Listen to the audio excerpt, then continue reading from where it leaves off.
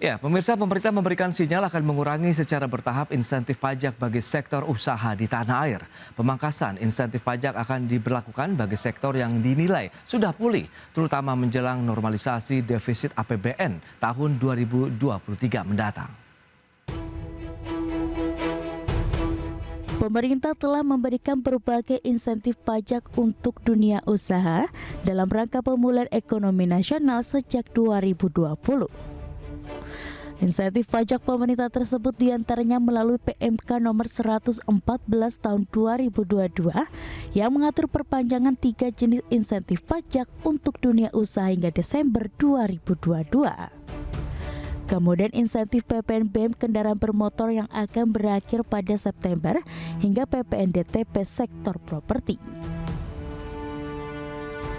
Namun berbagai insentif tersebut tampaknya akan semakin berkurang setidaknya pada tahun depan. Menteri Keuangan Sri Mulyani Indrawati sebelumnya telah menyinggung pengurangan insentif akan dilakukan pada sektor yang terlihat cukup pulih. Hal tersebut akan menjadi evaluasi pemerintah dengan memastikan insentif fiskal ke depannya akan diberikan pada sektor yang masih tertekan. Dan kita tadi secara calculated melihat kalau ada sektor yang pulihnya sudah kuat, maka berbagai dukungan-dukungan yang diberikan oleh pemerintah melalui APBN seperti insentif juga mulai dilakukan phasing out. Karena ini memang dulu insentif diberikan di dalam rangka untuk menjaga dan memulihkan ekonomi atau kegiatan sektor tersebut.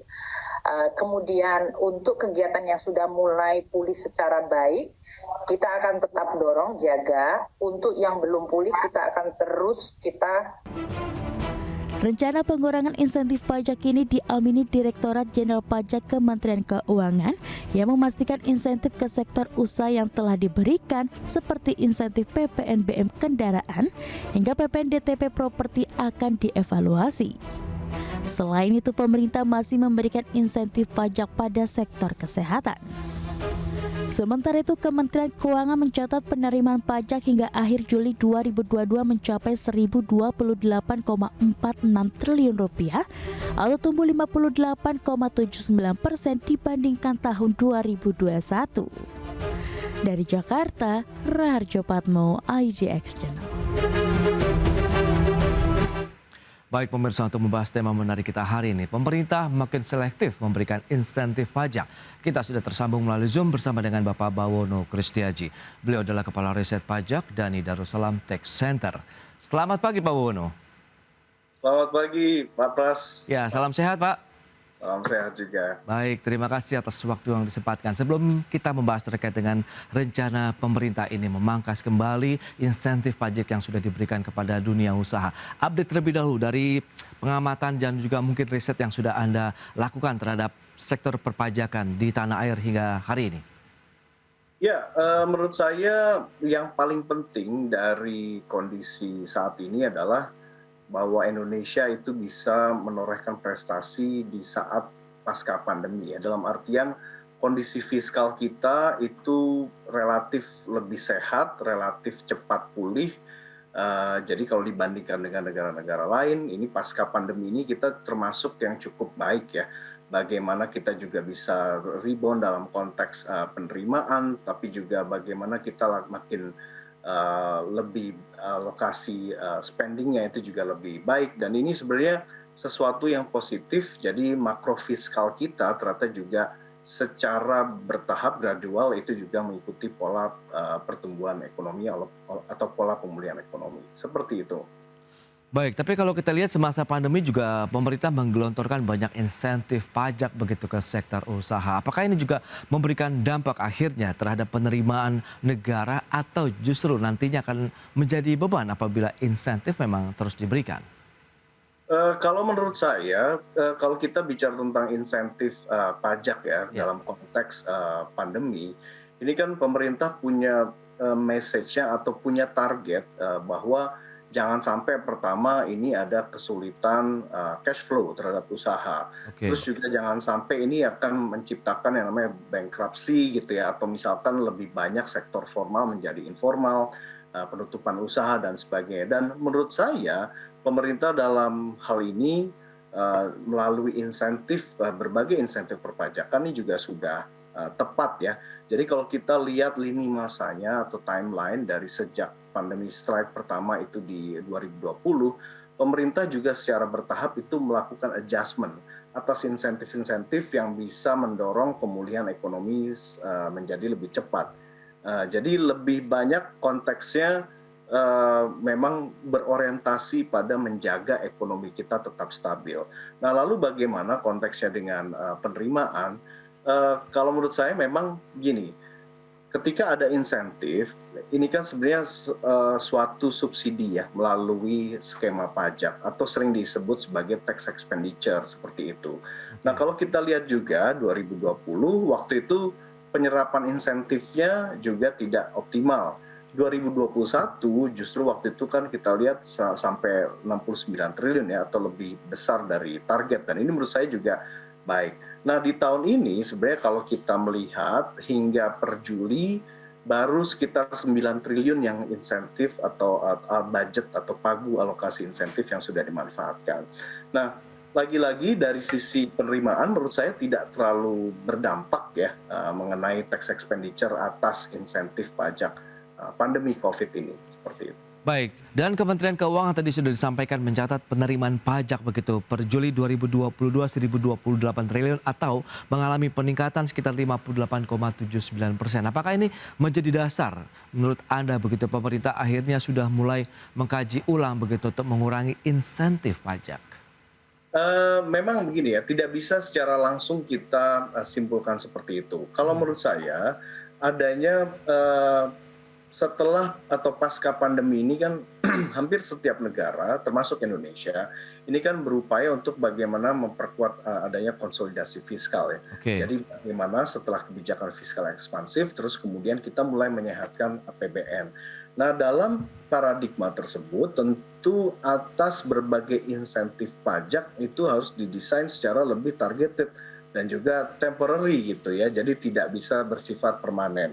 Jadi terlepas dari apakah ada penerimaan pajak di 2022 ini trennya seperti apa, menurut saya ini memang agenda di 2022 ini adalah insentif yang lebih selektif dan juga di 2023. Nah, tapi kalau kita melihat atau melihat secara tidak langsung dari konteks penerimaan, ini juga sinyal sebenarnya bahwa sinyal denyut pemulihan ekonomi ini sudah cukup baik gitu ya. Jadi bahwa terus juga kemudian ada data-data penyerapan insentif yang juga tidak terlalu sebesar tahun lalu.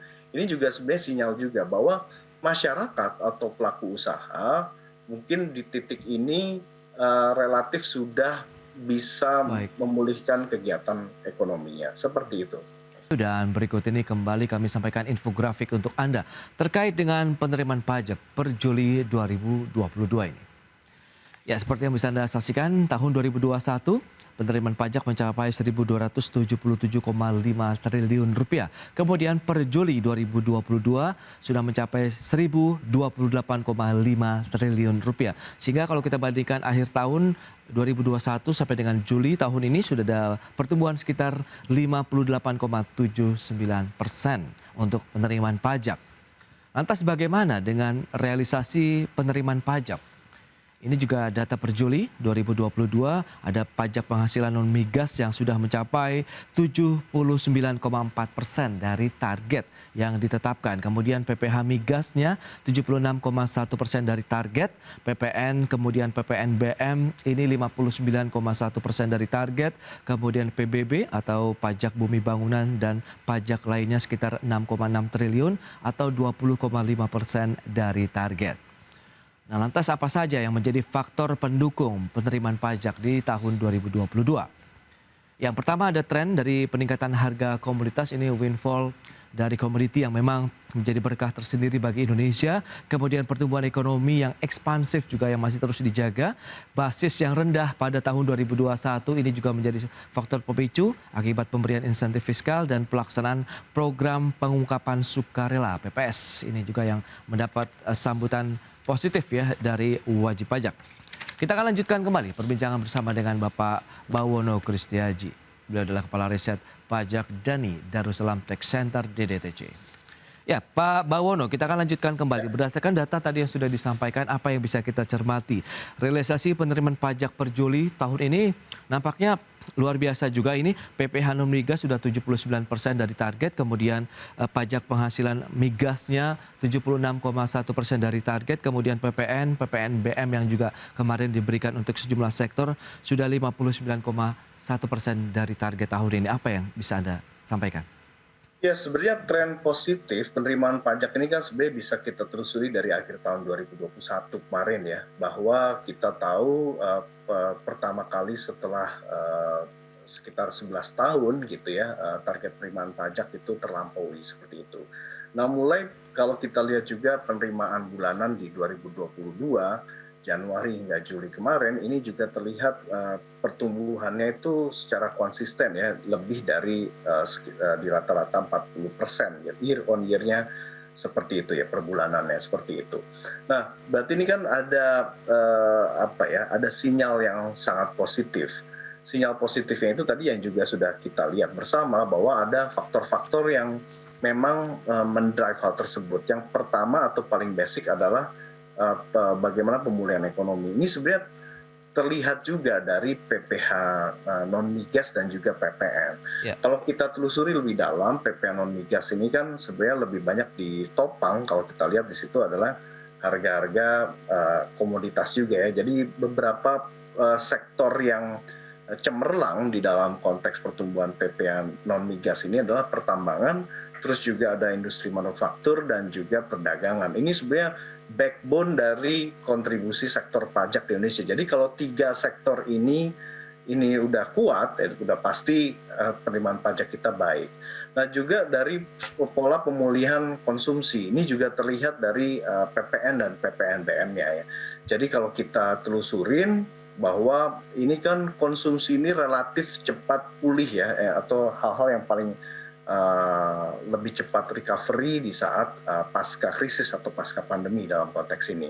Nah, ini juga terlihat dari bagaimana PPN ini kita sudah bertumbuh, dan kemarin juga ada di boost juga ya, ada efek dari kenaikan tarif PPN per 1 April yang sampai sejauh ini bisa additional revenue-nya kan kalau tidak salah sekitar 13 triliun. Ya. Nah, lalu juga ada faktor-faktor lain seperti yang tadi PPS dan juga harga komoditas. Nah, tapi yang perlu kita cermati bersama adalah ini faktor-faktor yang selain yang ekonomi ya, ini yang bisa saya bersifatnya cuma seasonal saja atau hanya sementara waktu. Contohnya kalau kita berharap dari additional pertumbuhan PPN, nanti setelah beberapa saat kan pasti sudah ada normalisasi ya. Jadi tidak mungkin mendapatkan pertumbuhan lagi. Atau PPS, ini juga sudah berakhir di kemarin. Atau juga harga komoditas yang diprediksi nanti juga kemudian akan berangsur-angsur turun. Jadi walaupun di 2022 ini kita melihat adanya optimisme, tapi ingat bahwa banyak faktor-faktor tersebut atau faktor-faktor yang mendorong tersebut itu tidak sustain ya, atau ini nggak bisa diharapkan lagi di kemudian hari seperti itu. Nah, lantas apa yang perlu kita cermati begitu menyikapi tahun 2022 kita memang masih bisa percaya diri. Sementara tekanan global ini juga tentu tidak bisa dipungkiri menjadi salah satu momok juga ini karena beberapa negara sudah terdampak, bahkan negara-negara adidaya seperti Amerika Serikat yang juga pontang-panting menangani lonjakan inflasi, daya beli masyarakat, tingkat pengangguran yang juga bertambah. Ini bagaimana langkah yang perlu dicermati? Apakah tahun 2022 ini seharusnya kita membangun fundamental yang kuat begitu, pijakan yang kuat? Ya, kalau menurut saya dari sisi penerimaan 2022 ini masih relatif lebih tidak semenantang 2023 ya. Oke. Jadi 2022 ini kalau kita ingat bahwa ini juga sebenarnya sudah ada adjustment dari target penerimaan pajak loh. Awalnya ini kan kita cuman ditargetkan sekitar 1.260 triliun di tahun ini. Tapi kemudian kemarin melalui Perpres 98 ini juga sudah diganti menjadi 1.485. Dan menariknya adalah per Juli saja sudah lebih dari 60% yang sudah terkumpul seperti itu. Nah, jadi ini dari 2022 ini juga menurut saya penerimaannya relatif tidak terlalu banyak distorsinya. Nah, di saat yang bersamaan kita juga tahu bahwa pemerintah saat ini juga sedang memperbaiki nih yang fundamental sistem pajak yang melalui undang-undang harmonisasi peraturan perpajakan ya. Jadi ibaratnya di dalam undang-undang tersebut juga ada juga implikasi dari Undang-Undang Cipta Kerja, terus juga revisi-revisi sebelumnya. Ini kan juga sebenarnya banyak sekali agenda-agenda reformasi pajak kita ya. Termasuk di dalamnya adalah misalkan Cortex System atau juga bagaimana kepatuhan berbasis compliance risk management. Nah, dan juga yang paling menarik menurut saya yang fundamental adalah bagaimana integrasi nih NIK juga dengan NPWP yang rencananya akan mulai diberlakukan di 1 Januari 2024 dan tahun depan itu sudah mulai diuji cobakan. Ini menurut saya sangat penting karena masalah pajak di Indonesia itu lebih banyak kan kita melihat dari sektor informasi besar, terus juga bagaimana basis pajak kita yang masih sedikit, dan juga kepatuhan yang masih rendah. Nah, hal-hal atau strategi-strategi misalkan melalui digitalisasi, integrasi data, optimalisasi kepatuhan tersebut, ini menurut saya adalah memang tidak bisa kita raup ya pada tahun ini, tapi adalah hal-hal yang bisa kita petik hasilnya di kemudian hari. Jadi ini adalah menurut saya ya bantalan untuk kita menuju di tahun 2023 dan setelahnya. Tapi di 2022 ini menurut saya lebih banyak faktor-faktor yang belum fundamental atau artinya lebih banyak yang misalkan diakibatkan oleh pemulihan ekonomi secara cepat, terus juga PPS dan juga sebagainya seperti itu. Ya, inovasi yang sudah dilakukan begitu kalau kita lihat dari Kementerian Keuangan khususnya di Ditjen Pajak seperti PPS begitu, apakah ini benar-benar menjadi program yang efektif berikutnya bisa diterapkan kembali mengingat responnya cukup banyak dana yang akhirnya masuk kembali ke Indonesia ini, Pak Bawono? Menurut saya PPS ini dan saya mengutip dari Ibu Menteri gitu ya. Ini kan adalah program yang terakhir kali. Jadi memang biarkan itu menjadi suatu uluran tangan pemerintah untuk mendukung kepatuhan sukarela.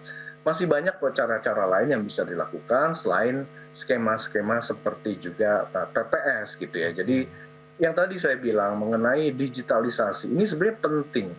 Masalah bagaimana informasi integrasi data ini penting buat kepatuhan kita. Karena basis pajak kita misalkan kita tahu ada 130-140 juta angkatan kerja di Indonesia. Hanya sekitar 42 juta saja yang sudah memiliki NPWP. Ini kan sebenarnya pertanyaan besar juga. Kemana nih selebihnya?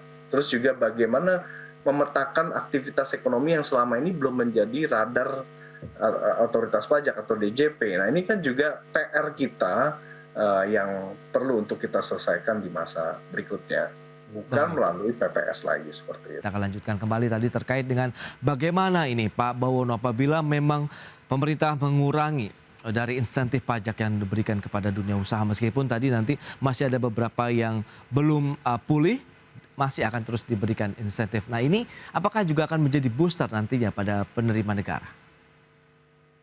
Ya, menurut saya begini ya. Jadi kalau dari sisi atau konteks pandangan pemerintah, saya menduganya bahwa masalah pemberian insentif ini bukan lebih kepada bagaimana implikasinya semata-mata pada penerimaan, tapi lebih kepada bagaimana nanti pemulihannya ya, seperti itu. Jadi kalau kita lihat timelinenya lagi-lagi ya, kalau tahun lalu itu kan beragam sekali insentif yang diberikan. Ada PPh 21 ditanggung pemerintah, ada PPh final segala macam. Nah tahun ini kan sebenarnya sudah mulai lebih selektif. Jadi jenisnya ini hanya terbatas kepada 3. Itu tadi diskon angsuran PPh pasal 25, terus juga kemudian untuk yang PPh final jasa konstruksi, tata irigasi dan sebagainya, dan juga sektor kesehatan. Terus kemudian juga masih ada yang PPNBM untuk yang kendaraan bermotor dan juga yang untuk rumah. Jadi dari sisi menunya lebih selektif. Dari sisi sektornya juga kita lihat semakin dikurangin ya. Jadi ibaratnya pemerintah itu melihat bahwa bagaimana sektor-sektor atau kondisi setiap sektor dalam pemulihannya. Nah jadi saya juga nggak khawatir pemerintah di kemudian hari, misalkan ya, ini ada worst case scenario, semisal nanti ada sesuatu hal yang terjadi menggoncang ekonomi lagi, pemerintah juga sebenarnya terlihat fleksibel, jadi untuk membuka keran insentif itu lagi.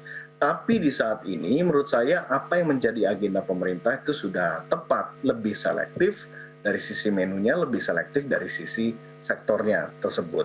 Nah, jadi inilah yang perlu untuk kita lihat, dan juga kalau dari sisi lagi-lagi ya dari sisi penerimaan menurut saya tidak terlalu berdampak. Nah, yang luput atau sering kali kita luput ya untuk amati ya Mas Pras. Iya.